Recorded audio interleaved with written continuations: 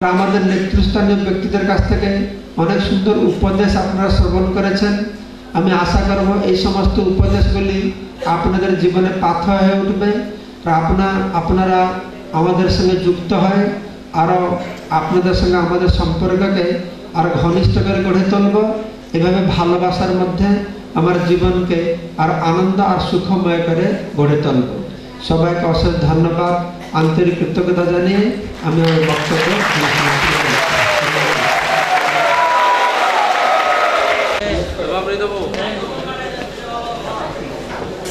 আমাদের স্বেচ্ছাসেবক ভক্তবৃন্দের হাতে আপনারা প্রশ্নগুলো দিবেন।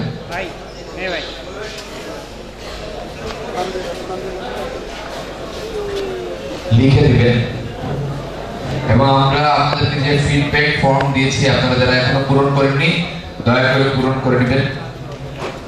তবে মানুষের সংঘাত কেন, বা আমি কেন মায়ার দ্বারা কষ্ট পাচ্ছি? তো জীব হচ্ছে যা গুণ আছে জীবের মধ্যে সেই গুণ আছে। তো ভগবান হচ্ছেন পূর্ণ স্বাধীন, কিন্তু ভগবান পূর্ণ স্বাধীন। তো জীব ভগবানের অংশ হওয়ার দরুন ভগবানের মধ্যে একটা সীমিত স্বাধীনতা রয়েছে, জীবের মধ্যে সীমিত স্বাধীনতা রয়েছে। তো সেই স্বাধীনতা দিয়ে জীব ঠিক করবে আমি ভগবানের সঙ্গে থাকবো না ভগবান থেকে পৃথক হয়ে থাকবো। যখন জীবাত্মা তার সেই স্বাধীনতাকে অপপ্রয়োগ করে এই ভৌতিক জগতে আসবে, জীবাত্মা যদি ভগবানের এইটা হচ্ছে গোড়া কারণ। জীবাত্মা যদি ভগবানের সঙ্গে থাকতো এই সমস্যা হতো না। আর জীবাত্মা যখন ভগবানকে ত্যাগ করে ভৌতিক জগতে আসবে তখন এই ভৌতিক জগতে জীবাত্মাকে ভগবানের মহামায়া বহিরঙ্গা মায়া দ্বারা পরিচালিত হবে। এই মায়াটা হচ্ছে ত্রিগুণাত্মক, রজগুণ, তমগুণ, সত্যগুণ। তখন জীবাত্মা এই গুণের প্রভাবে পরিচালিত হবে। এই গুণের প্রভাবে পরিচালিত হওয়ার দরুন প্রতিটি জীবাত্মার মনোভাব আলাদা আলাদা হবে, তার ব্যক্তিগত আদর্শ আলাদা আলাদা হবে, তার রুচি আলাদা আলাদা হবে। সত্যগুণের মানুষের রুচি একরকমের হবে, রজগুণের মানুষের রুচি আরেক রকমের হবে, তমগুণের রুচি আরেক রকমের হবে। এই জন্য তখন হিংসা, দ্বেষ, পরস্বীকারতা ভাব বাড়বে। আমার কেন ভগবান সৃষ্টি করেছেন, কেন আমরা ঝগড়া করছি? যেহেতু আমরা ভগবানকে বর্জন করেছি, ভগবত ধামকে পরিত্যাগ করেছি, ভগবানের আশ্রয়কে পরিত্যাগ করেছি, তাই আমরা ঝগড়া করছি। যদি আমরা ভগবানের আশ্রয়ে থাকবো তখন আমরা আরো ঝগড়া করবো না। ভগবানের ভক্ত হয়ে থাকলে এই সমস্যার সমাধান হবে। হরে কৃষ্ণ। বলেছেন জীবে প্রেম করে যেই জন সেই জন সে বিষয়ে ঈশ্বর। আর এদিকে মহাপ্রভু বলেছেন নিজ আত্মা অর্থাৎ নিজ ইন্দ্রিয় বাসনাকে বলা হয় কাম, আর কৃষ্ণ ইন্দ্রিয় প্রীতি সাধন ধরে প্রেমনা। এখানে আমি দেখতে পাচ্ছি বাক্য দুটি পরস্পর বিরোধী। তাহলে প্রেম শব্দটির প্রকৃত অর্থ কি, যদি কৃপা করে উত্তরটি প্রদান করেন। না, আমি তো 1 ঘন্টা ধরে প্রেম নিয়ে বললাম। প্রেমটা কি জিনিস? প্রেম আছে ভগবানকে ভালোবাসা। কেননা আমাদের মধ্যে প্রেম হয় না, আমাদের মধ্যে কাম হয়। কিন্তু ভগবানকে কেন্দ্রে রেখে আমি পরস্পরকে ভালোবাসবো, সেটা প্রেম হবে। বুঝতে পারছো? ভগবানকে বাদ দিয়ে যে আমি পরস্পরকে ভালোবাসি সেটা কাম। ভগবানকে কেন্দ্রে রেখে যে পরস্পরকে ভালোবাসি সেটি হবে প্রেম। আমি একটা দৃষ্টান্ত দিই। আমি বলি যে ওটা স্বামী তার স্ত্রীকে ভালোবাসে, তার স্ত্রীকে ভালোবাসাটা প্রেম হবে। কখন প্রেম হবে? যখন স্বামী দেখবে আমার স্ত্রী কত ভালো, ভোরবেলা উঠে ভগবানের শৃঙ্গার করে, ভগবান জন্য রান্না করে, ভগবান জন্য মন্দির পরিষ্কার, এই ভগবানের সেবা করছে দেখে যখন স্বামী স্ত্রীকে ভালোবাসবে সেটা হবে প্রেম। আর যদি স্বামী মনে করে আমার স্ত্রী কত ভালো, আমি 9টার সময় ঘুম থেকে উঠলে আমার জন্য 1 কাপ কফি নিয়ে আসে, আমি অফিস যাবার টাই স্যুট পরিয়ে দিয়ে, তাহলে সেটা হবে কাম।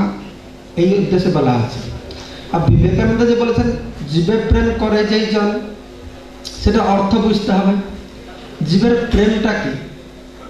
জীবকে প্রেম করলে ভগবানের হবে, কেননা সমস্ত জীব ভগবানের অংশ জেনে তাকে যদি আমি প্রেম করি তাহলে ভগবানের কৃতার্থ হবে। তো সেই প্রেমটি কি? আমি যে জীবে প্রেম করি, মানুষ জীব না নির্জীব? জীব না নির্জীব? আচ্ছা, ছাগল সজীব না নির্জীব? জীব। মুরগি জীব। তাহলে মুরগি ছাগল যে কেটে কেটে খাই, জীব প্রেম হলো? প্রেম অর্থ মানে কেটে কেটে খাবো? হ্যাঁ, এখানে প্রেম। তো প্রেম ভালোবাসা।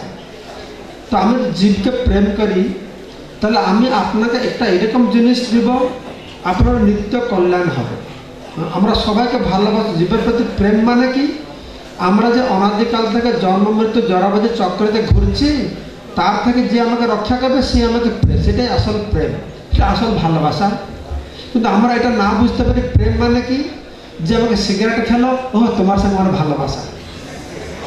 আর যে আমাকে একটু সিনেমা টিকিট দিল, তুমি ইউর মাই ফ্রেন্ড, দোস্ত, তুমি আমার দোস্ত, তুমি সিনেমা টিকিট দিচ্ছ, তুমি সিগারেট খাওয়াচ্ছ, কিন্তু এগুলো আসলে দোস্ত না। তাই বেঙ্গলে বলে তোমার ভালোবাসা মানুষের মুরগি পোষা, মুরগিকে ভালোবাসে, মুরগির পোষা কাটবে, সে এই মানুষের এই ভালোবাসাটা আসলে ভালোবাসা না। তো সেজন্য যে জীবকে ভালোবাসি, জীবে প্রেম করি, তাহলে প্রথম কথা হচ্ছে যারা জীবে প্রেম করে কোনো জীব হত্যা করবে না। দ্বিতীয়, ভালোবাসার যথার্থ লক্ষণ হচ্ছে তাকে ভগবানের সন্তান বলে মনে করে ভগবানের চরণে তাকে নিয়ে আসবে। একটু থাকা দেব, একটু খাওয়া দেবো, একটা মেডিসিন দেব, এটা সাময়িক ভালোবাসা। কিন্তু আসল ভালোবাসা আছে তাকে ভক্ত করা, তার যথার্থ ভালোবাসা, জীবের প্রেম। মহাপ্রভু সেই কথা বলেছেন, এইভাবে বুঝতে হবে। আমরা আমাদের সাধন ভজনের উপযুক্ত কোনো সময় আছে কিনা? সাধন ভালো সময় সকালে ভোর 3:30 4টার সময় থেকে যে 1-2 ঘন্টা সময় রয়েছে, সেই সময়টা আসলে ব্রহ্ম মুহূর্তটা ভালো সময়। সেই সময় সাধন জেগে উঠে সাধন ভজন করা ভালো, পড়াশোনা করাও ভালো, ব্রহ্ম মুহূর্তে যা করবে ভালো। সেই জন্য ভোরবেলা ঘুমাতেও খুব ভালো। ঘুমাতে ভালো লাগে না ভোরবেলা? ব্রহ্ম মুহূর্তটা সব থেকে ভালো করে ওটা। কিন্তু যারা বুদ্ধিমান ব্যক্তি তারা ঘুমিয়ে টাইমে না কাটিয়ে তারা জেগে সেই সময় সাধন ভজন করে। কিন্তু ব্রহ্ম মুহূর্তটা ভালো হলেও সারাদিনে যে কোনো সময় আমাদের সাধন ভজন করতে পারি। আসলে জীবনের প্রতিটি মুহূর্ত আমাদের ভগবত সাধন ভজনেই আমাদের সম্পৃক্ত করা উচিত। ভগবানের বাণী গীত আকারে তিনি বর্ণনা করেছেন, সেটাকে ভগবত গীতা, ভগবানের দ্বারা তৈরি করা একটা গীত, সঙ্গীত বা শ্লোক আকারে তিনি বলছেন, এটা ভগবত গীতা আমরা বলি।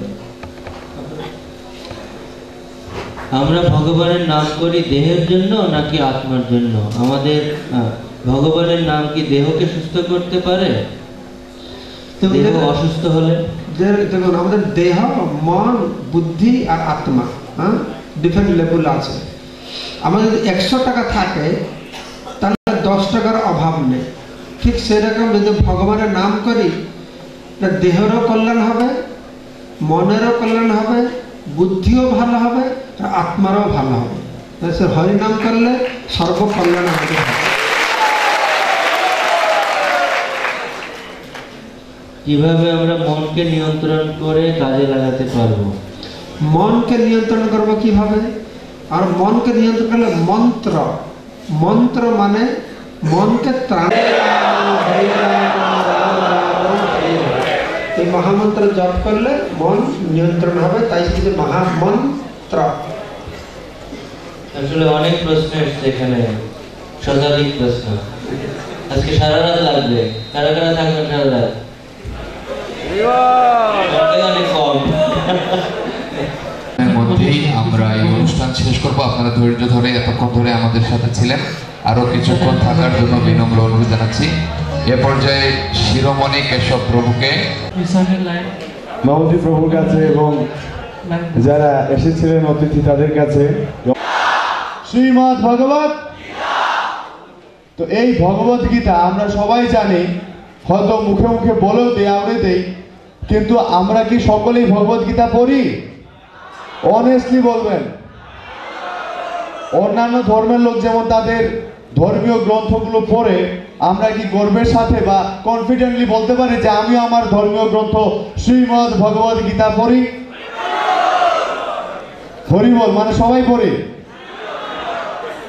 আসলে পরিসংখ্যানটা অন্যরকম, হ্যাঁ বললেও আমরা আসলে পড়ি না দেখেই আজকাল যখন ইসকন ভক্তরা বিভিন্ন কলেজ ইউনিভার্সিটিতে যায় তখন তারা দেখে কি যে আমাদের বিভিন্ন স্টুডেন্টদের মধ্যে অধিকাংশ স্টুডেন্টদের মধ্যেই মাদকাসক্তি, বিভিন্ন নেশা, বাজে আসক্তি, ধর্মান্তরিত হওয়ার হার, বিভিন্নভাবে বাজের দিকে ঝুঁকে পড়ার হারটা বেশি। আপনারা কি একমত এতে? আপনারা জানেন বর্তমানে বাংলাদেশের সনাতন ধর্মাবলম্বীদের পার্সেন্টেজ কত? অনেক অল্প।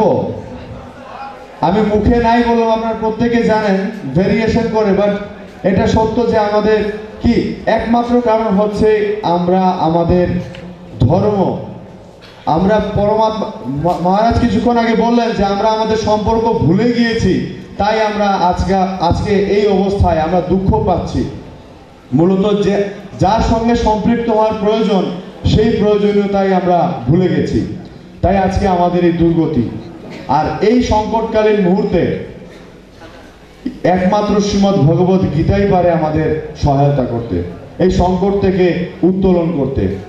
তাই আজ শ্রীল প্রভুপাদের অশেষ করুণায় ইসকন সারা বাংলাদেশ ব্যাপী বিশ্বের অন্যান্য দেশের ন্যায় সম্প্রতি ভারতে এটি অনুষ্ঠিত হয়েছিল এবং বর্তমানেও চলছে। ভারতের বিভিন্ন রাজ্যে এই গীতা চ্যাম্পিয়নশিপ খুব জোরে সোরে এবং সকলের মাঝে সারা জাগানো প্রতিযোগিতামূলক, জ্ঞানমূলক প্রতিযোগিতার আয়োজন করেছে। সেটি হচ্ছে ভগবদ গীতা চ্যাম্পিয়নশিপ, যার দ্বারা আমরা জানি কি যে একটা শরীরকে দাঁড়াতে হলে মেরুদণ্ডের প্রয়োজন, মেরুদণ্ডের শক্ত সামর্থ্য হওয়া প্রয়োজন, হ্যাঁ কি না?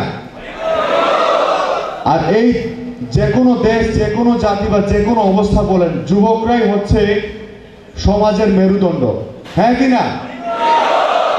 তো এই যুবকদের মধ্যে যদি জ্ঞানটা পূর্ণভাবে বিকশিত না হয় তাহলে সম্পূর্ণ দেহটির বিকাশই, সম্পূর্ণ দেহটির বৃদ্ধি স্থগিত হয়ে যায়। যার দরুন এই যুব সমাজকে, এই মেরুদণ্ডকে আরো শক্ত, আরো সামর্থ্যবান করতে এই উদ্যোগ।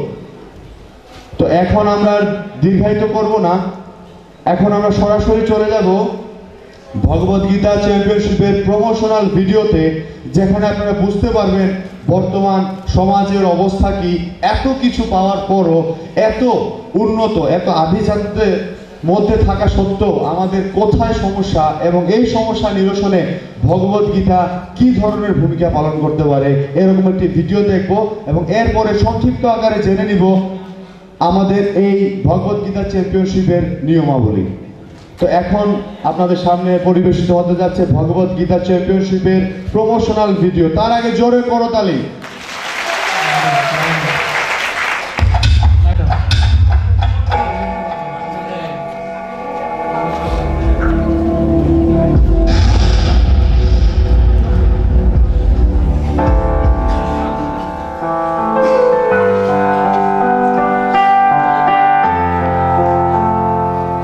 প্রত্যেক যুবকেরই একটা স্বপ্ন থাকে,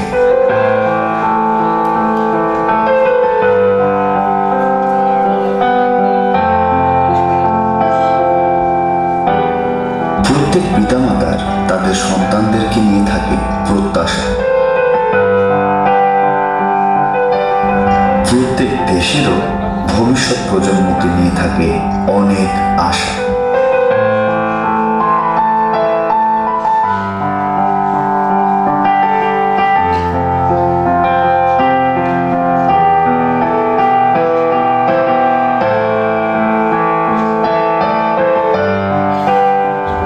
তাই তাদেরকে দেয়া হচ্ছে উন্নত শিক্ষা ব্যবস্থার শ্রেষ্ঠ অবকাঠামো,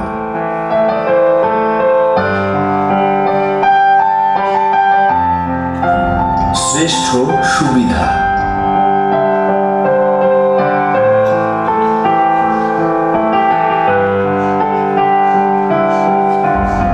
শ্রেষ্ঠ গ্রন্থাগার এবং শ্রেষ্ঠ প্রশিক্ষণ।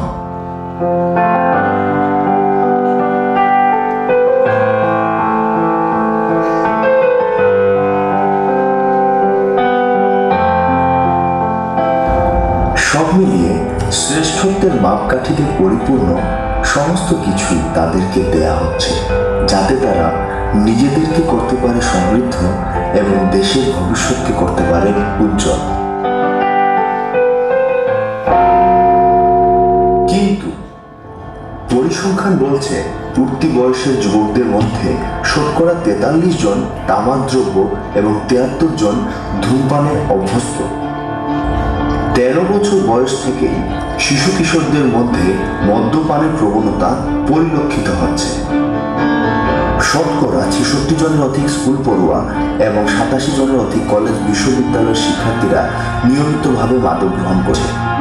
প্রতি দশক পর পর এই হার দ্বিগুণ থেকে 4 গুণ পর্যন্ত বৃদ্ধি পাচ্ছে। এত উন্নত জীবনধারা ও শিক্ষা ব্যবস্থা গ্রহণ করার পরও কি ভুল হয়েছিল যে 8 থেকে 16 বছর বয়সে শিশু কিশোরদের মধ্যে পর্নোগ্রাফি দেখার প্রবণতা অস্বাভাবিকভাবে দৃশ্যমান হয়। মেয়েদের অকালে গর্ভবতী হওয়ার হার ক্রমশ বৃদ্ধি পাচ্ছে এবং সমগ্র বিশ্বে প্রতি ঘন্টায় 158টিরও বেশি গর্ভপাত হয়ে থাকে। কোন বিষয়টি করা হয়নি, যার ফলে আর যুবকরা অপরাধপ্রবণ হয়ে উঠছে। যুবকদের গ্রেফতার হওয়ার হার বেড়েই চলছে। রাষ্ট্রবিরোধী তথা অসামাজিক সহিংসতায় বেশিরভাগ ক্ষেত্রে যুবকদেরকে জড়িত থাকতে দেখা যাচ্ছে। সেই সাথে যুব সমাজের মধ্যে মানসিক দুশ্চিন্তা ও হতাশার প্রাকট্য লক্ষ্য করা যাচ্ছে। কোন কাজটি অসম্পূর্ণ ছিল, যার ফলস্বরূপ অগণিত যুবক যুবতীরা অতি অল্প বয়সে আত্মহত্যার পথ বেছে নিচ্ছে, যা ক্রমশ বেড়েই চলছে। জরিপ বলছে প্রতি 4 জন মৃতের মধ্যে 1 জনের মৃত্যু হচ্ছে আত্মহত্যায়।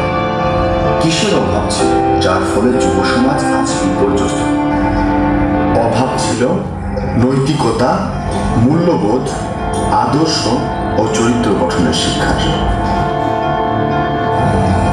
আর এই অভাব পূরণ করতে ইসকন নিয়ে আসলো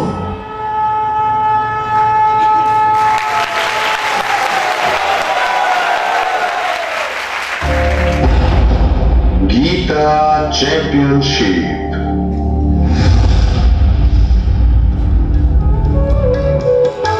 আসছে 2016 সালের 20 জানুয়ারি একযোগে শুরু হচ্ছে বাংলাদেশের স্বনামধন্য বিভিন্ন কলেজ ও বিশ্ববিদ্যালয়গুলোতে।